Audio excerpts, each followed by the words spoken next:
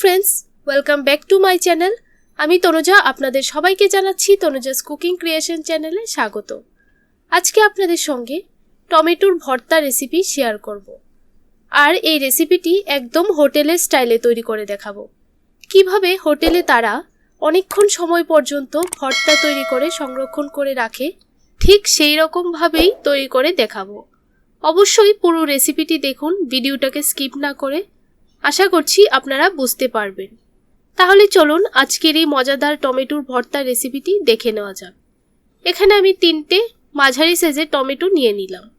টমেটোগুলিকে একটু লাল লাল দেখে নিতে হবে। এবার টমেটোগুলিকে আমি মাঝখান থেকে কেটে নেব। আর টমেটোগুলিকে 2 ভাগ করে কেটে নেব। সেম ভাবে সবগুলি টমেটো কেটে নিচ্ছি।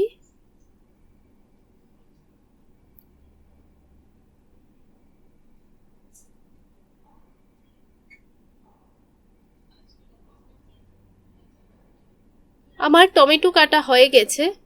এবার সবগুলি টমেটো আমি ফ্রাই করে নেব।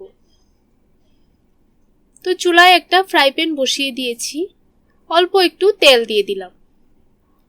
খুব বেশি তেল দিতে হবে না, আপনারা চাইলে তেল ছাড়াও তৈরি করতে পারেন।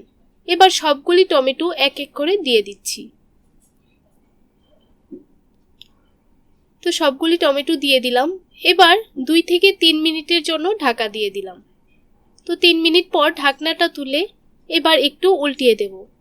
তো দেখুন অপর পাশটা খুব সুন্দরভাবে কিন্তু একদম ফ্রাই হয়ে গেছে। একটু পোড়া পোড়া ভাব রাখতে হবে।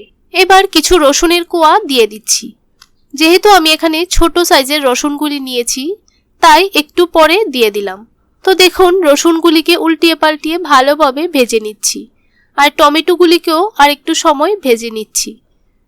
টমেটোগুলি খুব ভালোভাবে সেদ্ধ হয়ে গেছে, এবার নামিয়ে নিলাম।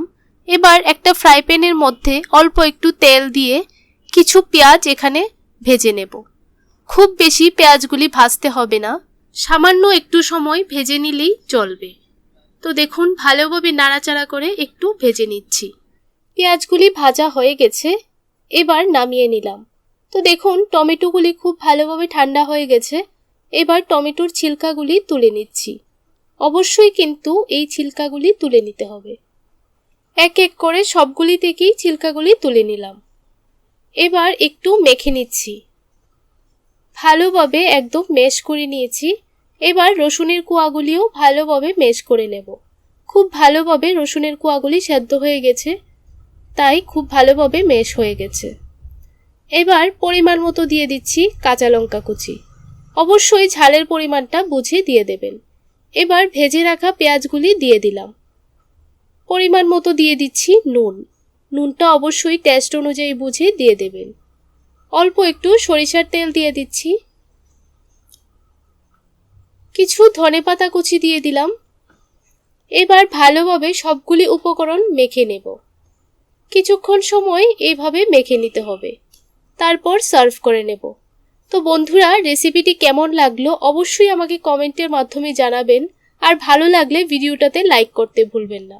তাহলে আজকের জন্য এতটুকুই। আরেকটা নতুন রেসিপির সঙ্গে দেখা হবে।